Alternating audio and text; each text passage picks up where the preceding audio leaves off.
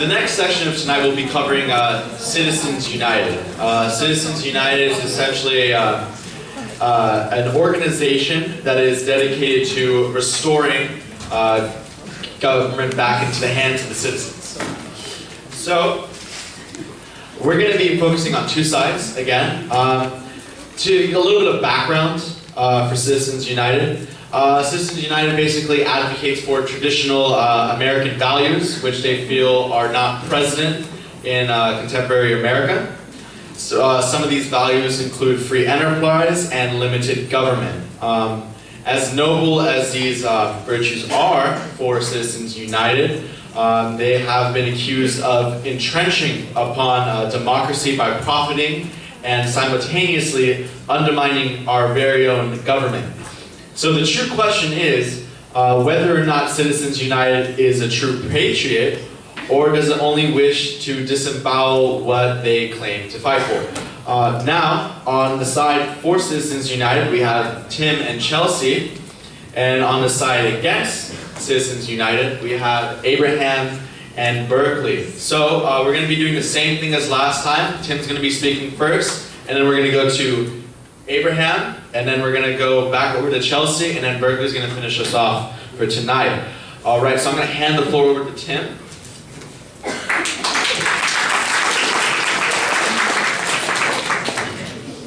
Hello, everyone. I want to thank you for coming. I want to clarify something.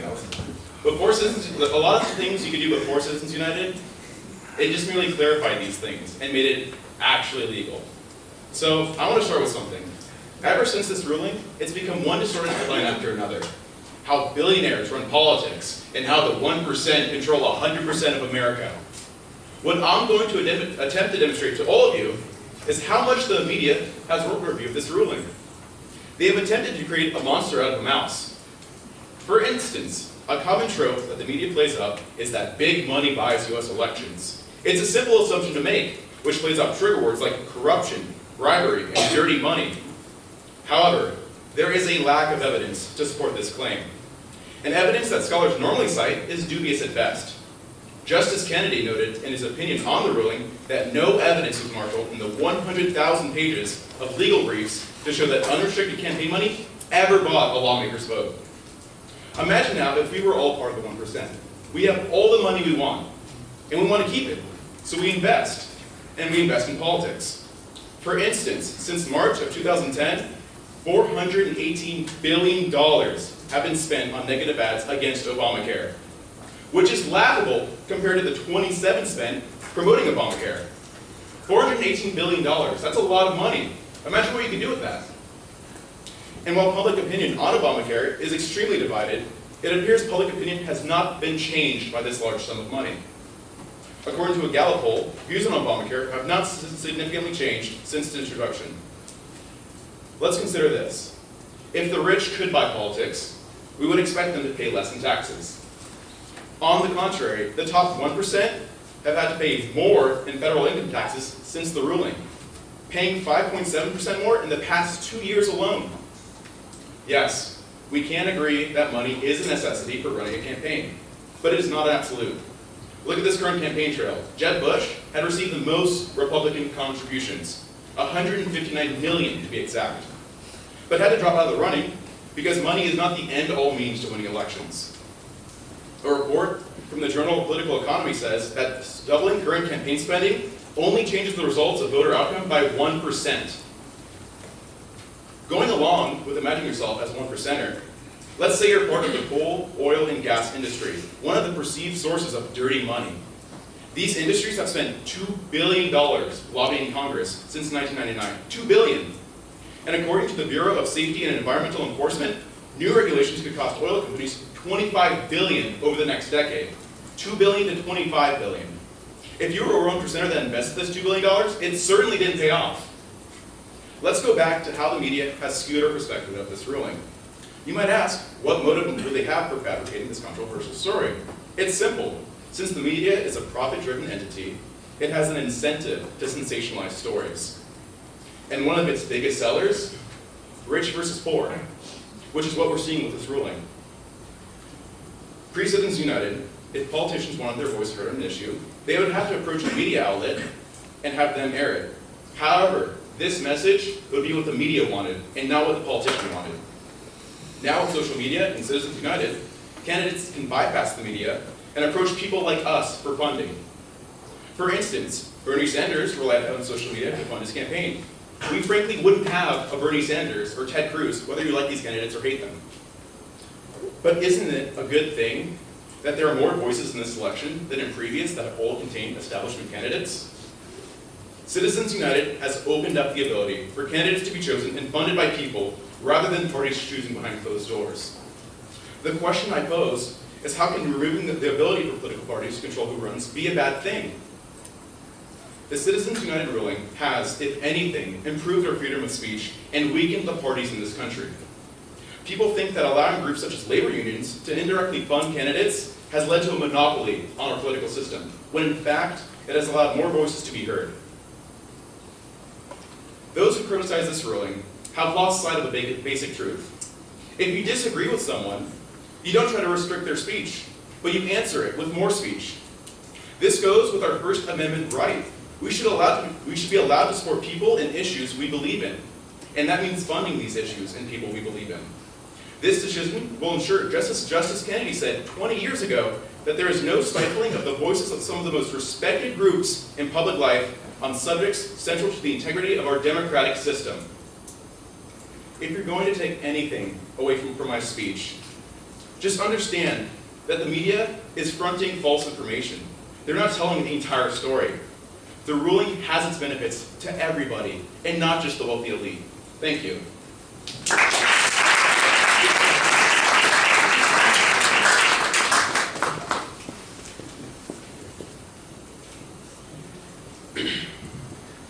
Before we begin, I would like to thank our opponents for coming up here and talking about social media and our rights to freedom. We will clearly address this between my speech and my partner's speech. And of course, I'd like to thank the audience.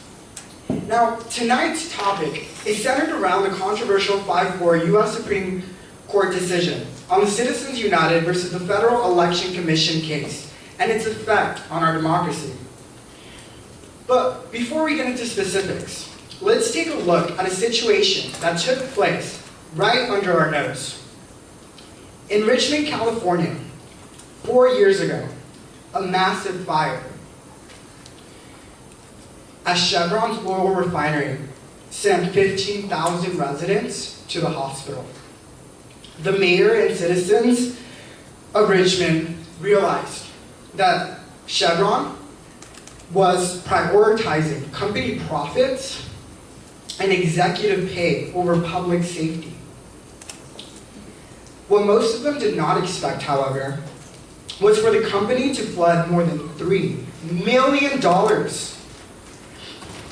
to a campaign in 2014 to oust those government officials looking to hold the company responsible for their gross mismanagement in Richmond, California. In short, Chevron spent more than $3 million to back a slate of pro-Chevron candidates for mayor and city council in the city of Richmond in the 2014 election. The Los Angeles Times reported that Chevron paid for TV attack ads, purchased based on virtually every billboard on town, funded a flood of mailers, and even went on to finance a fake news website run by a Chevron employee. In Richmond, California, the Citizens United versus the Federal Elections decision bought the city's election. In 2017, Chevron will install its 4th oil refinery in the city. A project that faced absolutely no opposition with the newly elected government. So let me ask, do you think the ability of a corporation to essentially buy votes strengthens or undermines our democracy and the legitimacy of that government? The ruling on the infamous Citizens United case has allowed for the expansion of unregulated political action committees, otherwise known as super PACs, which are committees allowed to collect money from labor unions corporations, and billionaires to support a certain politician or political ideology. Meanwhile, voters like us can only provide a one-time per election donation of $2,700 to a political candidate. It's important for the audience to remember, tonight's topic is ultimately about whether Citizens United makes our political system better or if it makes it worse. There has always been money, corruption, and disinformation in politics. The question is whether there has been more or less of that post-Citizens United. According to a survey conducted by Bloomberg Politics, 78% of Americans believe Citizens United should be overturned because it is drowning out the voices of ordinary Americans and distorting our democracy. The Citizens United ruling undermines the legitimacy of our national government as well. Through his own super PAC, billionaire Thomas Dyer contributed $13 million in this presidential election alone. That's more than enough money to pay for the total tuition of every student in this classroom. But he doesn't only have influence at the national level. Although the media refuses to publicize this, he contributed $85 million in 2014 to congressional and senatorial races. He did so because Kinder Morgan, a company in which he's a major stakeholder, needed congressional support to acquire the Keystone Pipeline contract. As a result, the researchers from the Center of Response for Politics found that Thomas Dyer funded enough congressional elections in 2014 to purchase the votes of those congressional leaders up for re-election. Now, the opposition may come up here again and argue that there is absolutely no evidence as to how Citizens United has actually undermined our democracy. But as Richmond, California, and the $85 million that went into buying the Keystone Pipeline contract beg to differ. As we've seen, Citizens United has created a direct forum in which government officials must bow down to the interests of the corporations and the rich. The ability of a single wealthy entity to inject millions of dollars into the political system significantly affects the perceived legitimacy of that system and shows the world that in America, people's political voices are proportional to their pocketbooks. The more the election system can be used as a tool to unduly influence politicians, the less legitimacy it possesses. It is time we let every power-hungry billionaire know that they cannot buy our government. Regardless of political affiliation, ideology, or interest, whether it's the City Hall of Richmond, California, or the halls of Congress, no one should be able to buy America's democracy. Thank you.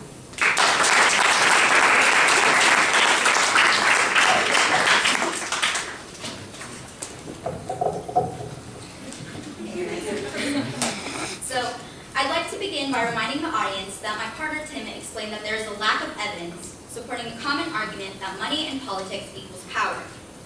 We don't believe in corporations buying votes. We believe in people getting their voices heard. Abe made a seemingly good point about corporations and Chevron, and although the situation is plausible, it's easy to pick opposing evidence supporting this claim. It's also important to keep in mind that the Citizens United ruling does not legalize massive donations to candidates. Rather, it gives organizations a chance to support candidates that have similar sentiments on meaningful issues. The Citizens United ruling reinforces the right we have to free speech, the right to freely associate, and a free democracy.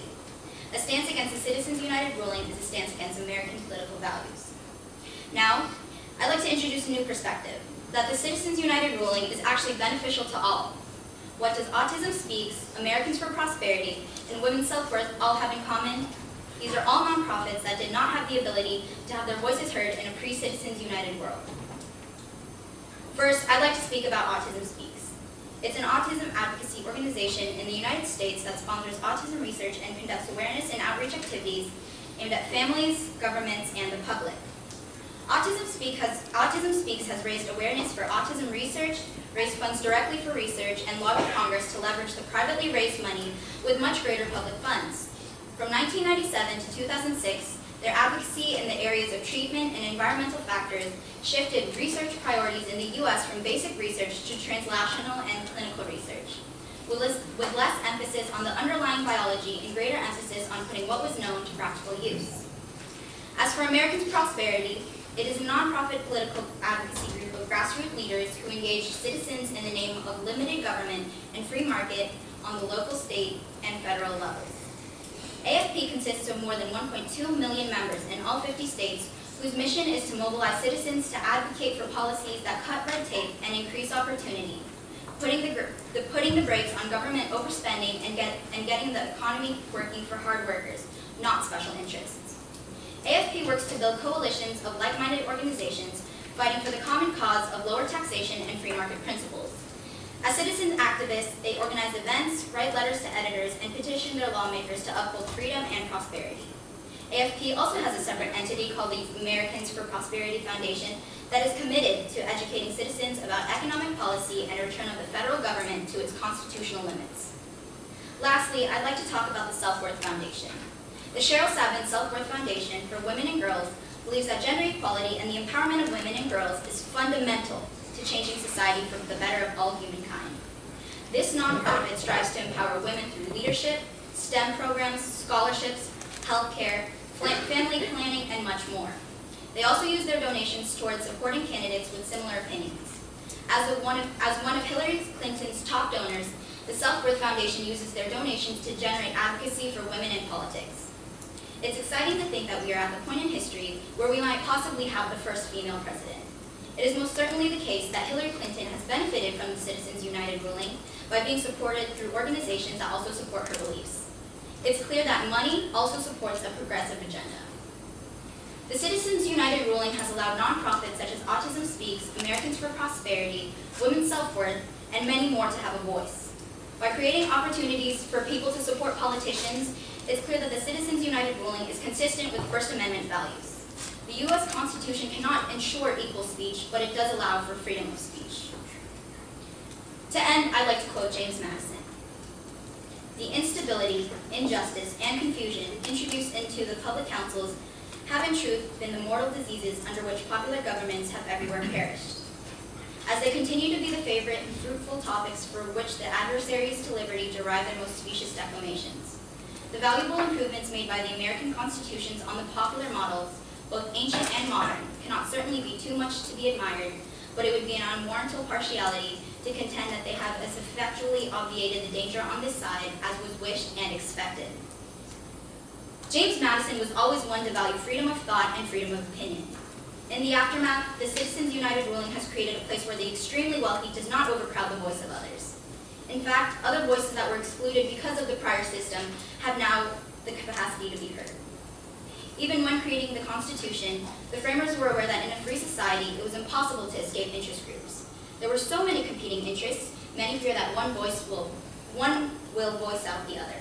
So how do we ensure a healthy republic? The answer is more interest groups, more association. By increasing the number of organizations, we create a healthier democracy. Thank you.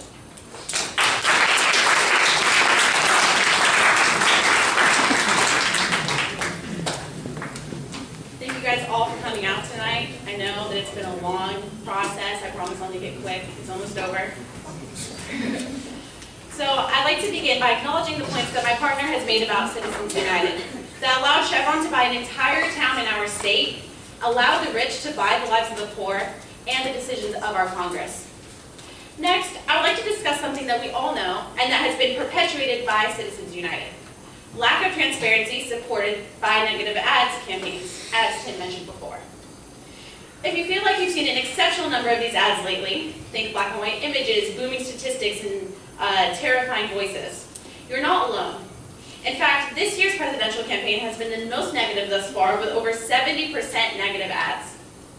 And I'm sure most of you are asking yourselves, why should I care? But the horrifying reality is that these negative campaigns are disastrously fueling corruption, increasing hate speech, misinforming the public, and lowering voter turnout, which are all against our Constitution and contributing to undermining the democracy within our system. Citizens United has created a great imbalance in today's society, as the richest voices are viewed as the most important in today's super PAC era. And, as we know, these campaign Citizens United funds are often rooted in misinformation and extreme distortion. Negative campaigns often target candidates with wildly inaccurate and culturally unacceptable attacks, forcing candidates to spend time defending themselves and spend less time on pertinent issues in an election. Citizens United has thus directly opened the floodgates of funding for groups based in misinformation. But an effective election process is dependent on an informed and knowledgeable public. Do you think it's fair that Citizens United is undermining the legitimacy of the United States' fair electoral system that we were founded upon? And shockingly, it's not the candidates themselves who are suddenly turning vicious. The largest change is outside groups' campaigns. And as stated by the Wesleyan Media Project, the number one reason this campaign season has been so negative is the skyrocketing involvement of interest groups, and who have increased their activity by over 1,100% in the last 4 years, coinciding, surprisingly enough, with the rise of Citizens United. With the Supreme Court's decision in favor of Citizens United, outside groups can spend an unlimited amount of money on campaigns as long as they do not coordinate with said candidate. The decision in favor of Citizens United has also led to the advent of super PACs, groups whose sole purpose is to spend money attacking their opponents and lauding the candidates that they support. And the results of the super PAC era are clear. And as stated in a study by Harvard Law, in 2008, only 25% of outside group ads were negative. But today, 86% of outside groups' ads are. This is a direct infringement on our democracy. Because these slanderous ads and their funding cannot be traced through these super PACs in a Citizens United world, candidates can shy away from taking any responsibility for these ads. And Citizens United thus creates a forum and an increase of hate, bias, and racism, as we've seen especially in today's most recent political election. This also silences the voices of many, as 41% of the total money by outside groups this year came from just 50 donors and their relatives, as according to Washington Post analysis. 36 of those are wealthy supporters who have invested millions in trying to shape the GOP primary election, which accounts for more than 70% of the money from the top 50. Do you think that 50 donors should be more important than 245 million voters, including all of us in this room? Finally, these negative campaigns are lowering voter turnout and lessening the validity of our electoral system. As stated in Stanford University's 2014 study, negative presidential campaigns have lowered presidential voter turnout by 10% and local voter turnout by more than double that. But why should we care about Citizens United effects on our political system? Well, allowing large corporations to flow without restriction into campaign movements can only undermine the confidence that we as an American people have in our government, contributing only to the imbalance in the system in favor of the 1% and at the expense of us as hardworking Americans. As a result of Citizens United, we have seen various negative campaigns time and time again produce ads that were allowed to both circulate and have negative consequences. These ads include the Think and Smake ad of South Carolina, funded by the enormously wealthy and right-wing super PAC American for Prosperity, as mentioned by Chelsea, courtesy of Citizens United. Campaigns blaming a married woman for the infidelic actions of her husband, funded by the Tito super PAC, courtesy of Citizens United. The bigoted We Need More News campaign, funded by the infamous JRH and VR super PAC, courtesy of, you guessed it, Citizens United. These and 44,000 other advertisements